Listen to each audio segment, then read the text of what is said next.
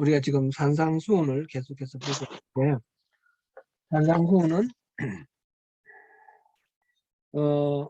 예수님이 우리에게 가르쳐 주시는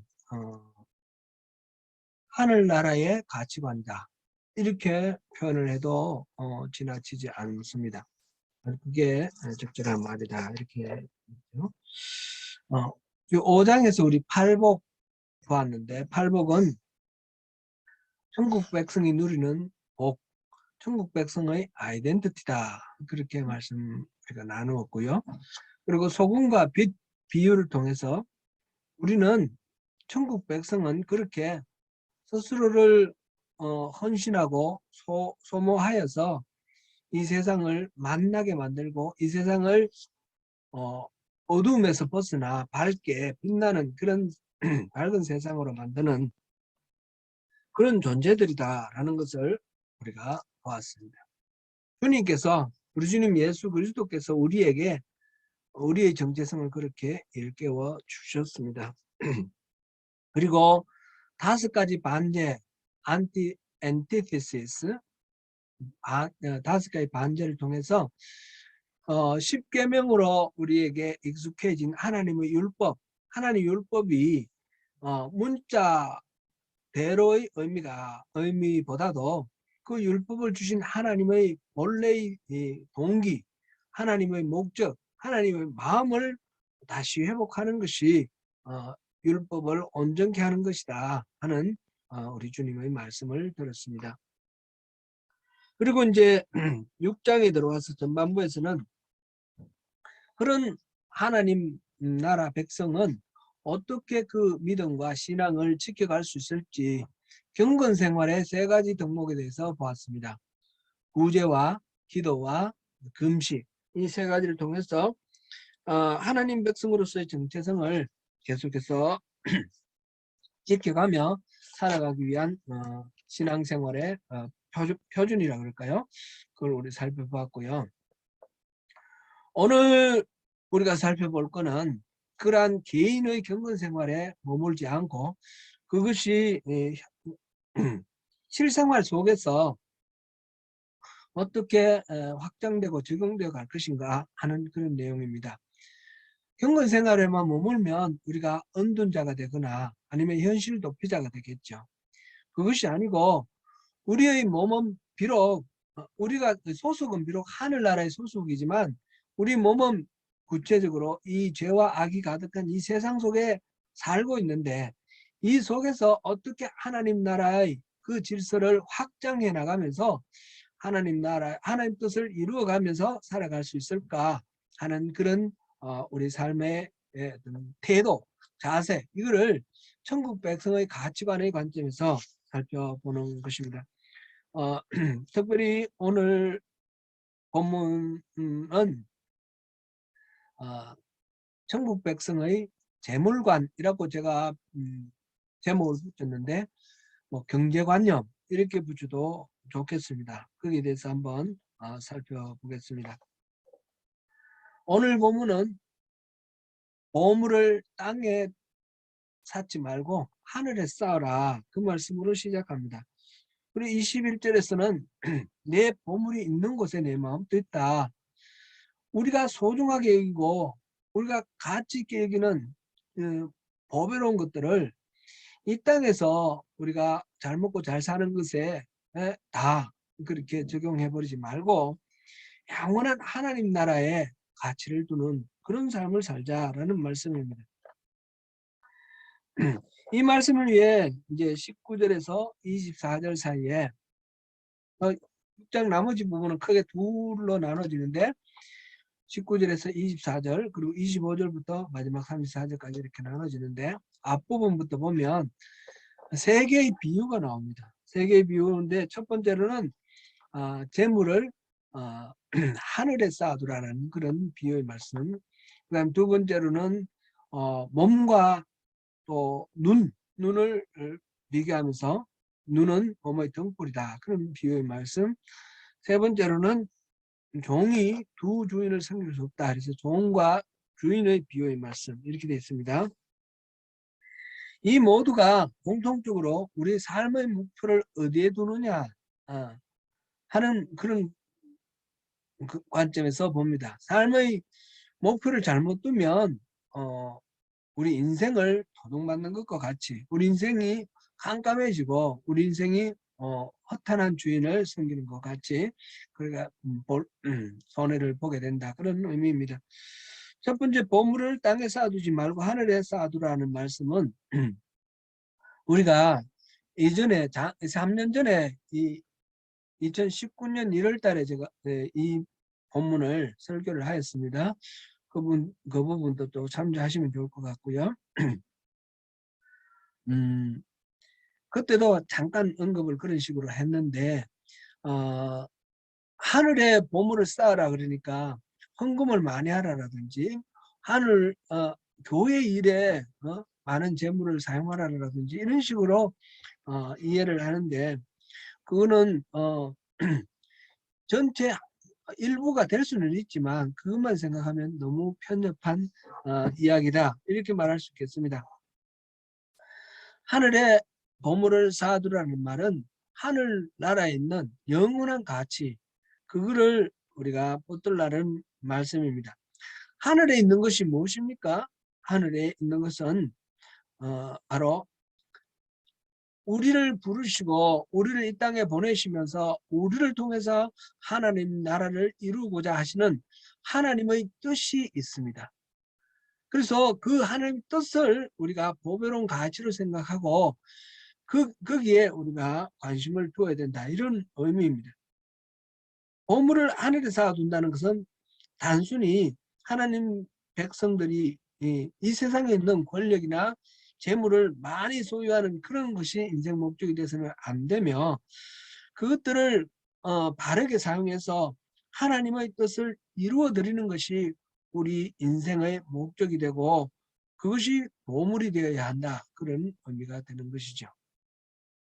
두 번째 비유는 몸과 눈의 비유입니다. 눈을 통해서 몸이 이렇게 어떤 길을 찾을 수가 있고 행동을 결정할 수 있다는 점에서 눈은 몸의 등불이다 이렇게 말할 수 있겠습니다. 눈이 나쁘면 즉 보아야 할 걸 보지 못하면 온몸이 어두울 것이라 했습니다. 제가 이렇게 안경을 끼고 있는데 안경을 벗어버리면 눈이 많이 나빠가지고 잘 안 보입니다. 이렇게 그래서 제가 출근할 때 한번 안경을 이렇게 만지다가 옆에 전봇대를 박아가지고 안경에 지금 기스가 나와 있습니다. 그런 식으로 눈이 어두우면 몸에 피해를 입는 거죠. 귀를 잘못 들 수도 있고 엉뚱한 장애물에 부닥칠 수도 있고 이게 이제 비유이죠. 올바른 분별력이 없으면 그릇된 판단으로 인해서 우리 행동이 오류에 빠지고 낭패를 끼게 될 것이다. 그런 이야기입니다. 그러므로 건강하고 올바른 분별력을 가지고 우리가 이 세상 건강하게 살아가자. 그런 말씀을 하시기 위해서 이렇게 몸과 눈의 비유를 드셨습니다. 세 번째로는 종과 주인의 비유입니다. 여기서 나오는 종은 노예입니다. 노예가 두 주인을 섬길 수 없습니다. 한 주인이 팔아서 다른 주인에게 양도를 하면 그 주인에게 가서 새로운 주인을 섬길 수는 있겠지만 동시에 두 주인을 섬기는 것은 어렵습니다. 예수님은 여기서 너희가 하나님과 재물을 겸하여 섬기지 못한다 그렇게 말씀하셨는데 여기서 재물이라고 번역된 이 말은 만몬이라는 단어를 번역한 것인데 만몬은 물신입니다. 신입니다. 신. 재물 자체로는 사실상 가치 중립적이죠. 돈이 나쁘거나 돈이 선하거나 그렇지는 않습니다. 돈을 선하게 사용하면 선용이 되는 것이고 악하게 사용하면 악용이 되는 것입니다. 그런데 그 돈을 너무 지나치게 중요하게 생각하고 돈을 모으고 돈을 추구하게 되면 돈이 말하자면 우리가 무언가 교환을 하기 위한 수단으로 발명된 것이 돈인데, 이것이 우리 삶을 지배하게 되고 우리가 오히려 돈의 노예가 되어버리는 것입니다. 그것이 물신, 돈이 만몬, 주인이 되는 그런 상황이 되는 것입니다. 돈 걱정이나 돈 욕심 때문에 우리가 다른 것을 하지 못하는지 하는 것, 이것이 문제인 것입니다. 하나님을 섬기는 것과 돈을 섬기는 것은 서로 충돌되고 모순되는 거라는 말씀입니다. 그렇다면 그리스도인은 부를 축적하면 안 되는 것일까요? 성도가 저축하는 것은, 돈을 벌고 또 돈을 모으고 저축하는 것은 잘못된 것일까요? 그런 우리 질문을 하게 됩니다.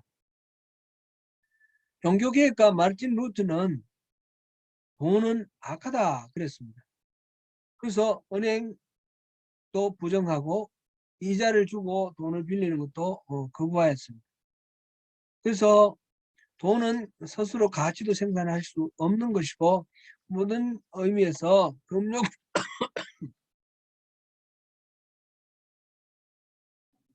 돈에 대해서는 금욕적인 태도를 취했습니다.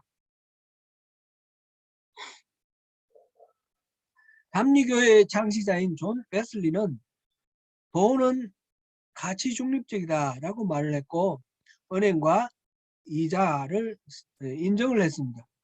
그리고 돈은 가치를 창출할 수도 있다. 요즘식으로 부가가치를 만들 수 있다. 그렇게 말했습니다. 존 웨슬리의 중요한 경제윤리는 할 수 있는 한 벌어라. 할 수 있는 한 저축해라. 할 수 있는 한 나눠주어라. 그런 원리입니다. 마르틴 루트는 농경사회에 살았습니다. 1500년대 초. 존 웨슬리는 1700년대 영국의 산업혁명기에 살았습니다. 시대가 바뀌면서 재물에 대한 관념도 이렇게 종교개혁가 안에서도 바뀌는 것을 볼 수 있습니다. 예수님의 이 말씀이 오늘날 자본주의 사회를 살고 있는 우리 그리스도인들에게 많은 고민과 갈등을 불러일으키기도 합니다. 돈에 대한 관념이 시대에 따라 달라진다면, 그렇다면 그것은 절대적인 진리는 안 된다는 말입니까? 시대를 초월하고 불변하는 그런 진리는 어떤 것입니까? 우리가 기억해야 할 주님의 이 교훈 첫 번째는 불변의 진리로, 첫 번째는 모든 것은 하나님의 것이다 라는 사실입니다. 이 세상이 하나님에 의해 창조되었습니다. 모든 것이 하나님의 공급하심에 의해 살아갑니다. 오늘 비유 아래쪽에 25절부터 보면 공중에 있는 새, 너래 핀 백합화를 예를 들면서 모든 이 피조물들이 하나님의 공급하심에 따라 살아간다라고 예수님은 말씀하십니다. 우리 인생도 마찬가지입니다. 생명 자체도 하나님이 주셨을 뿐만 아니라 생명을 유지하기 위해 필요한 모든 에너지도 하나님이 공급해 주십니다. 하나님은 우리의 모든 필요를 아시고 채워주시는 분입니다. 하나님 나라 백성은 바로 그 하나님 집의 청지기입니다. 하나님이 맡기시면 맡을 것이요 거둬가시면 그것으로 끝입니다. 누가복음 12장 13절부터 21절에 보면 한 부자의 비유가 나옵니다. 그 부자가 밭에 소출이 많아서 풍년이 들어서 곳간을 크게 늘려서 새로 짓습니다. 그리고는 스스로 만족하여서 있었습니다. 그때 하나님이 하시는 말씀이 어리석은 자여 오늘 밤에 내 영혼을 도로 찾으리니 그러면 내 준비한 것이 누구의 것이 되겠느냐. 예수님은 이 말씀을 통해서 자기를 위하여 재물을 쌓아두고 하나님에 대해서 부유하지 못한 자는 이 어리석은 부자처럼 자기 스스로 만족하고 있지만 결코 그것이 자기의 것이 될 수 없다라는 것을 말씀하십니다. 예수님은 물질만 아니라 우리가 누리는 모든 것들에 대해서 그렇게 하나님께서 우리에게 맡기신 것이다 라고 말씀하셨습니다. 예를 들어서 달란트 비유나 머나의 비유 같은 경우 우리에게 주어진 사명도 하나님이 주신 것이다 라는 것이죠. 포도원 소작원의 비유 마태복음 21장 33절에서 46절, 마가복음 12장 1절에서 12절 나오는 이 말씀, 여기서도 하나님의 선택과 그 반응에 대해서도 동일한 원칙이 적용이 됩니다. 하나님이 주시는 것이다 라는 것입니다. 그러니까 하나님께서는 우리 인간의 모든 영역, 생명이나 사명이나 물질이나 모두가 다 예외 없이 하나님께서 주신 것이다 라는 말씀을 하고 계시는 것입니다. 모든 것이 하나님으로부터 왔다면 우리 인간의 마땅한 태도는 무엇이겠습니까? 하나님이 주신 것을 맡아서 선하게 관리하는 청지기의 삶이 아니겠습니까? 오늘 이 말씀 통해서 주님이 주시는 교훈의 두 번째는 부의 위험성입니다. 종이 두 주인을 겸하여 섬길 수 없다라고 하셨습니다. 자칫 재물로 인하여 하나님을 섬기는 일을 거르칠 수 있음을 늘 깨어 각성하라는 말씀입니다. 돈이 도구가 아니라 주인이 되어버리는 순간 우리는 하나님에 대한 믿음도 또 하나님에 대한 순종도 다 잃어버리게 됩니다. 누가복음 6장 24절에서 이를 앞에서 우리가 본 팔복과 대비되는 평지설교의 사복인데 거기에서 화 있을진저 너희 부유한 자여 너희는 너희의 위로를 이미 받았도다. 부자는 그냥 복이 없다가 아니라 화 있다고 그랬습니다.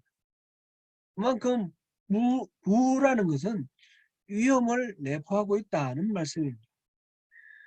마태복음 19장 24절, 마가복음 10장 25절, 누가복음 18장 25절에 비슷한 말씀이 나오는데 동일한 내용이 나오는데 낙타가 바늘귀를 나가는 것이 부자가 하나님의 나라에 들어가는 것보다 쉽다라고 말씀하셨어요.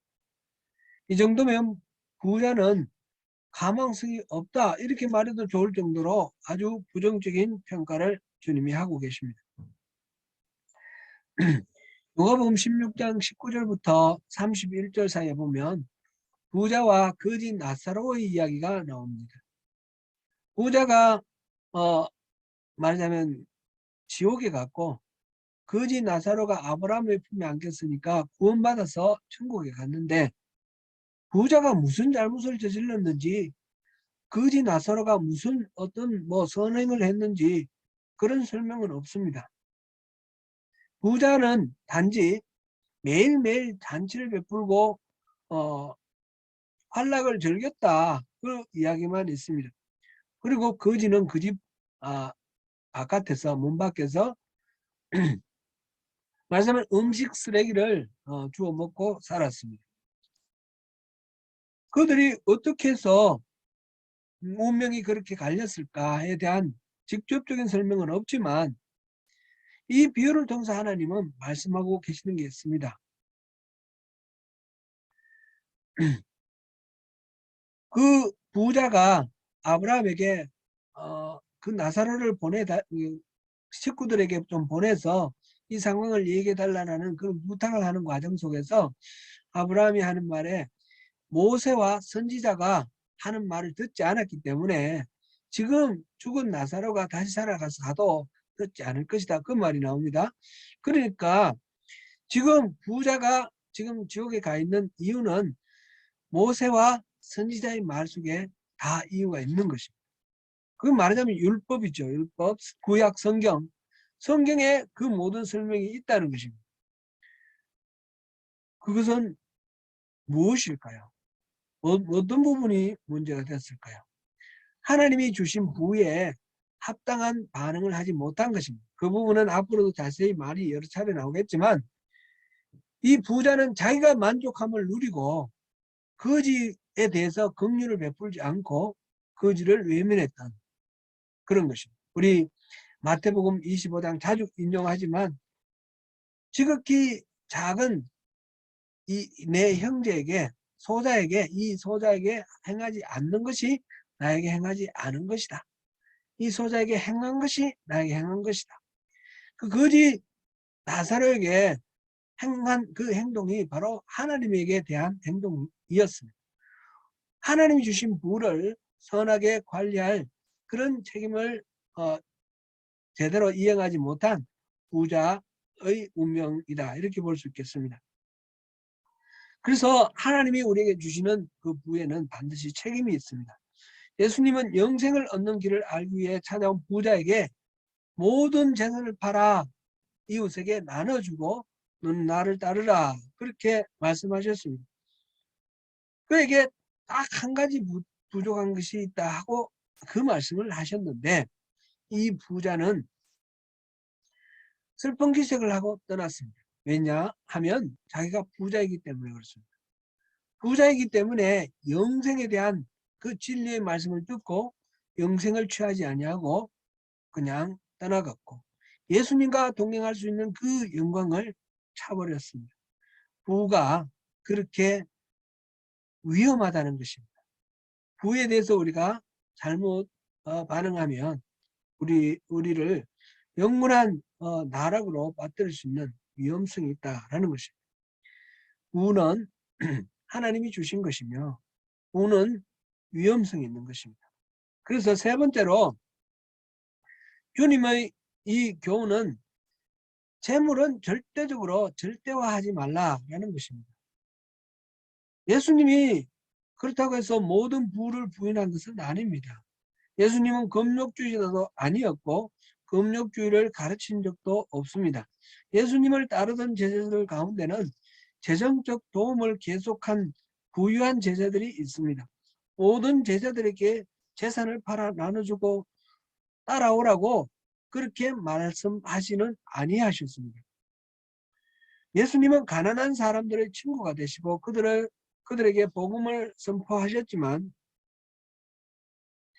부자들의 초청에도 기꺼이 응했습니다. 세리 레위나 바리새파 사람, 나사로 남매, 세리장 삭개오 등은 부자들입니다. 바리새인들로부터 먹기를 탐하고 포도주를 즐기는 사람이다 라는 과장된 그런 비방을 들을 정도로 더불어서 잔치하고 이렇게 기쁘게 보내는 시간을 또 나름대로 적극적으로 참여하시고 좋아하셨습니다. 메뚜기와 습청을 먹었던 세례 요한과는 분명히 다른 삶을 사셨습니다. 그러나 예수님의 삶은 또한 가난한 삶을 선택하셨습니다. 여우도 굴이 있고 공중의 새도 거처가 있으되 오직 인자는 머리 둘 곳이 없다. 마태복음 8장 20절, 누가복음 9장 58절의 말씀입니다. 주님은 몫으로서의 생업을 버리셨고 오직 제자들이 섬겨주는 것으로 살아가시면서 마지막 공생의 3년을 보내셨습니다. 예수님은 하나님이 주신 모든 것을 감사함으로 누리게 하셨지만 또 하나님의 은혜를 가로막는 경우에는 그 재물을 포기하도록 촉구하기도 하셨습니다. 재물은 어떤 형태로든 절대화될 수 없는 것입니다. 25절부터 34절에 걸쳐서 예수님은 하나님 나라 백성들이 바른 재물관을 가지고 하나님을 신뢰하면서 염려와 불안을 버리고 이기라는 말씀을 주셨습니다. 여기에 나오는 말씀은 꼭 재물에 관한 것이냐라는 의문도 들기도 합니다. 먼저 그의 나라와 의를 구하라라든지 뭐 이렇게 그렇게 염려하지 말라라든지 그런데 전반적으로 지금 재물 경제관념과 연관되어서 지금 나오는 말씀으로 그렇게 이해하는 것이 자연스럽겠습니다. 오늘 본문에서는 무엇을 먹을까, 무엇을 마실까, 무엇을 입을까 염려하지 말라라는 말씀으로 시작합니다. 먹고 사는 문제를 전혀 걱정하지 않고 살 수가 있습니까? 어떤 사람에게는 그 말이 전혀 공감이 되지 않고 오히려 거대한 압박으로 느껴질 수도 있을 것입니다. 간혹 뉴스에 그런 것이 나오기도 하죠. 우리 조국 대한민국에서 나온 뉴스가 2, 3년 전에 새 모녀 사건이 있었습니다. 먹고 사는 문제가 해결이 안 돼서 새 모녀가 자살한 그런 사건입니다.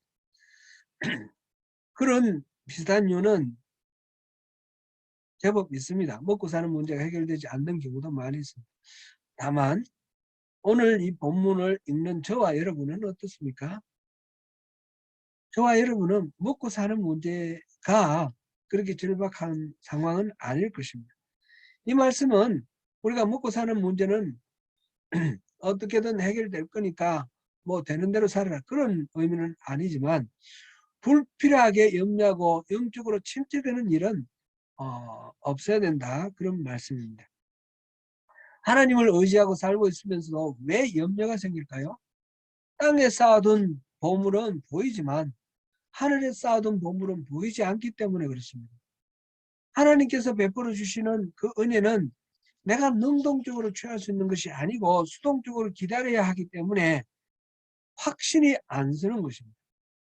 그런데 하나님에 대한 믿음이 항상 견고한 것이 아니거든요. 때로는 우리가 살아가는 삶의 과정 속에서 실수하기도 하고 또 잘못을 저지르면서 믿음이 연약해지고 내가 이래도 예수 믿는 거 맞나? 내가 이래도 하나님 앞에 떳떳할 수 있냐? 이런 식으로 자책하는 마음이 생기면서 하나님에 대한 신뢰가 흔들리는 그런 경우들이 얼마든지 있을 수 있습니다. 우리가 확실하게 붙들어야 될 것은 내 자신의 선함이 아니라 하나님의 신실하심입니다. 우리가 잘나고 선해서가 아니라 하나님의 선하심과 인자하심이 우리를 지켜주시고 우리에게 은혜를 베풀어 주신다는 사실입니다. 성경에 여러 군데 우리가 그런 것을 확인했지만 엊그저께 또 말씀 보다가 또다시 한번 제가 놀랐습니다. 사무엘하 24장 이야기입니다. 다윗이 인구조사를 해서 하나님을 진노하게 만들었던 그 사건입니다. 지난 지방의 개회 예배 때도 이 말씀을 제가 전했는데 하나님이 다윗에게 인구조사를 하라고 시키셨습니다. 그러나 그 이후 다윗이 깨닫고 회개하는 과정을 보면 하나님이 시키기 이전에 다윗이 그렇게 하려고 안달복달하며 욕심을 부리고 하나님께 보채서 하나님이 할 수 없이 말하자면 벌로 그래 한번 네 마음대로 한번 해봐라 그런 식으로 허용했다라는 사실을 확인할 수 있습니다. 하나님을 의지하지 않고 군대의 숫자를 의지하려는 이 다윗의 잘못됨은 요압 장군이 먼저 알고 간하기도 하였고 그래도 다윗은 막무가내로 그 일을 진행했습니다. 하나님은 선지자 갓을 통해서 세 가지 옵션을 선택하라 그랬습니다. 세 가지 말하자면 징계, 벌칙입니다. 벌칙 중에 하나를 선택하라 그랬습니다. 첫 번째는 7년 감옥, 두 번째는 3년 동안 원수에게 쫓기는 것, 세 번째는 사흘 동안 전염병이 창궐하는 것. 사실 첫 번째와 세 번째는 백성들이 고생하는 것이고 두 번째는 다윗 자신이 고생하는 겁니다. 자기가 잘못했으니까 다윗은 자기가 그 책임을 다지고 그 벌을 받아야 마땅하겠죠. 그런데 다윗은 아주 교묘한 말로 자기 책임을 살짝 이렇게 빠져나옵니다. 내가 여호와의 손에 빠지지 않고 사람들의 손에 여호와의 손에 빠지고 사람들의 손에 빠지지 않게 해주십시오. 이렇게 말합니다. 여호와께 직접 내가 벌 받지 사람들에게 쫓기는 건 하지 않겠습니다. 좀 어떻게 보면 좀 거룩하게 보이는 거지만 사실은 자기의 책임을 백성들에게 넘기는 그런 쪽입니다. 하나님은 그러면 좋다 하면서 전염병을 보내셨습니다. 그때 하루 동안에 사흘 동안 전염병을 주시겠다 하셨는데 하루 동안에 다한에서부터 브엘세바까지 7만 명이 죽었습니다. 하나님은 이런 징계를 내리시면서 너무너무 마음이 아프셨습니다. 그래서 하나님이 먼저 천사들을 멈추게 하고 이것으로 됐다. 그렇게 하고 다윗을 용서하십니다. 다윗의 강교함과 그 거짓됨에도 불구하고 하나님은 백성을 사랑하는 마음 때문에 다윗을 용서하십니다. 우리가 선하고 잘나서가 아니라 하나님의 본성, 그 하나님의 인자심, 하나님의 신실하심 때문에 우리의 염려거리를 해결해 주신다는 그 진리입니다. 빌립보서 4장 6절을 우리 같이 한번 읽어보겠습니다. 제가 읽겠습니다. 아무것도 염려하지 말고 다만 모든 일에 기도와 간구로 너희 구할 것을 감사함으로 하나님께 아뢰라. 우리가 할 일은 염려할 것이 아니라 기도하는 것입니다. 어떤 기도를 해야 합니까? 무엇을 먹을까? 무엇을 마실까? 무엇을 입을까? 염려할 필요는 없습니다. 그것을 위해서 기도하는 것은 우리가 주 기도문에 일용할 양식을 주옵시고 라고 기도하는 모범을 봤습니다. 물론 그런 기도 하나님께서 우리 일상의 기본적인 거 아시고 다 미리 먼저 아시지만 우리의 진실함, 우리 속을 알는 것은 무방합니다. 그러나 거기에 매달려서 그것 때문에 안달복달 할 것은 없다라는 그런 말씀입니다. 하나님의 신실하심을 믿는 우리는 그렇게 무엇을 마실까, 무엇을 먹을까, 마실까, 입을까 그것을 위해 기도할 필요가 없습니다. 공중에 있는 새나 들에 있는 백합화나 하나님은 필요를 충족시켜 주십니다. 우리에게도 무엇이 필요한지를 하나님은 다 아십니다. 그러므로 주님은 먼저 그의 나라와 의를 위해서 기도하라 이렇게 말씀하셨습니다. 제가 처음 이민 왔을 때 그때 먼저 이민 오신 선배가 되시는 우리 성도님들과 나누었던 그런 이야기가 기억이 납니다. 그때 우리 성도님들이 한국과 뉴질랜드를 비교를 하면서 뉴질랜드는 이런 점에서 참 좋습니다. 그렇게 말씀을 하셨는데 세 가지를 말씀하셨어요. 첫째는 뉴질랜드는 자녀들을 출가시키기 위해서 목돈을 준비할 필요가 없습니다. 한국에서는 아들 장가 보내고 딸 시집 보내기 위해서 많은 재정적인 지출을 하게 되어 있습니다. 그것을 위해서 또 부조를 하는데 부조가 또 경조비 이게 또 부담이 되기도 하고요. 악순환이죠. 그렇게 되고 있는데 이 나라에서는 우리 자녀들이 남편과 아내가 서로 의논해서 뭐 이렇게 잘 예식도 또 소박하게 하고 생활도 자기들의 어떤 삶에 맞게 그렇게 함께 개척해 나가는 것을 보면서 참 부모의 짐이 많이 덜어져서 참 다행이다 그런 생각이 듭니다. 물론 부모 잘 만난 사람들하고 표현이 좀 그렇습니다만은 다 똑같지는 않겠죠. 그러나 한국과 같은 그런 자녀 출가로 인한 큰 문제는 없는 것 같아서 자녀들에게 감사하고 고맙게 생각됩니다. 두 번째로는 그때 이야기가 집을 가지는 것이 재산의 개념이 아니라 거주의 개념이기 때문에 굳이 집을 사지 않아도 좋고 렌트를 해도 좋다. 그 점이 참 좋다. 이런 이야기를 했던 기억이 납니다. 근데 이거는 완전히 바뀐 것 같아요. 집은 완전히 이제 재산의 개념으로 바뀐 것 같습니다. 세 번째로는 노후를 위해 저축할 필요가 없다는 것입니다. 한국에서는 노후를 위해서 저축해 놓지 않으면 노년이 돼서 굶어 죽는데 뉴질랜드에서는 노인연금이 있어서 그래서 죽지 않을 정도로 이렇게 생활 보장이 된다 그런 이야기를 했습니다. 지금 상황하고 동일한 점도 있고 달라진 점도 있고 하지만은 기본적으로 우리가 살고 있는 뉴질랜드는 사회보장제도가 잘 되어 있다라는 것은 너무너무 다행인 것으로 생각이 됩니다.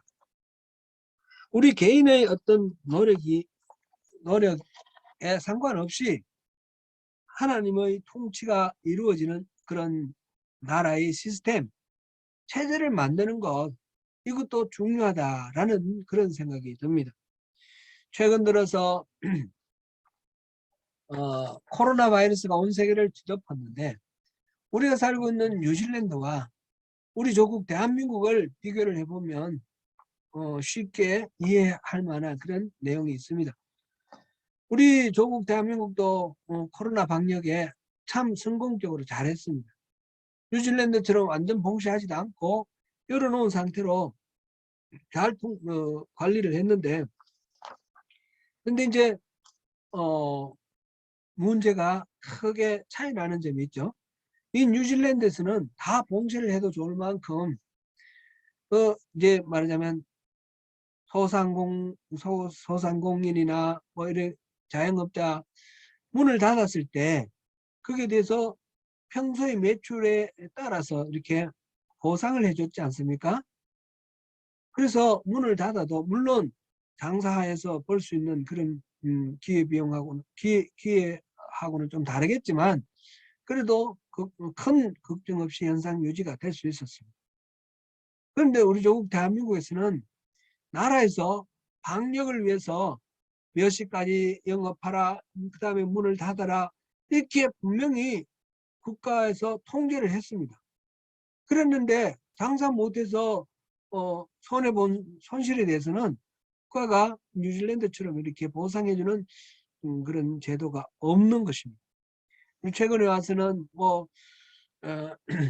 추경을 편성을 하고 손실 보상을 위해서 이렇게 여러 가지로 말하자면 구제하는 그런 활동을 하지만 근본적으로 뉴질랜드와 한국이 다르죠. 한국의 그것은 부족하지 않습니까? 이런 것을 보면서 이게 제도화가 돼 있어야 되는 부분이구나. 개인의 게으름이나 개인의 부정직함이나 개인의 어떤 잘못된 행동으로 인해서 손실을 받는 것이 아니고 공동체의 안녕을 위해서 개인이 져야 되는 그 부담에 대해서는 공동체가 함께 책임지고 함께 보호해줘야 되는 것 아니냐. 그것이 이제 말하자면 사회보장제도죠. 성경의 원리입니다. 성경의 공동체가 반드시 그 공동체 안에 약자들이라든지 이런 데 대해서 그들의 개인적인 책임에 떠넘기지 아니하고 공동체가 책임지라는 것이 성경의 원리입니다.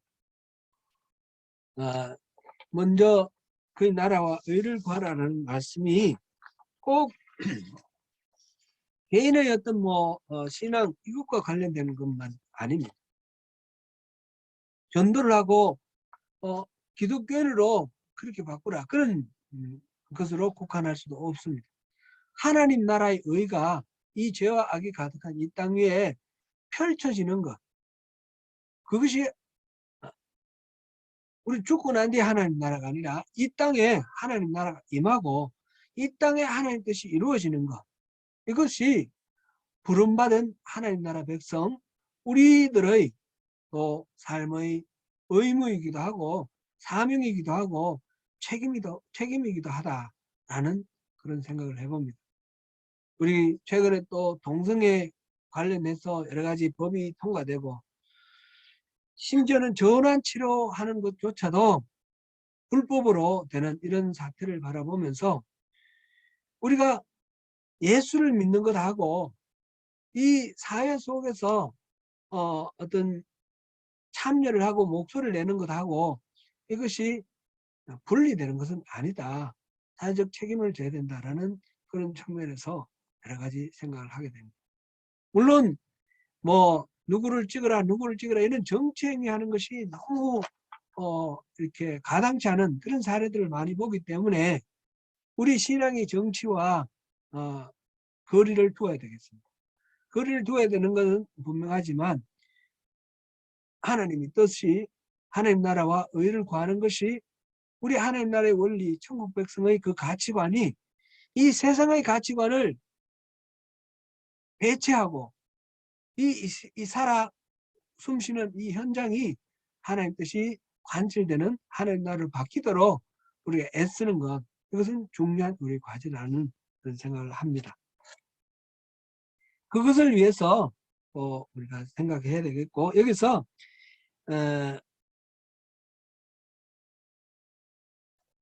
중요한 것은 나의 의, 내 생각에 내 판단이 옳고 이게 아니라 하나님의 나라, 하나님의 의, 이것이 기준이 되어야 된다는 것을 우리가 기억해야 되겠고,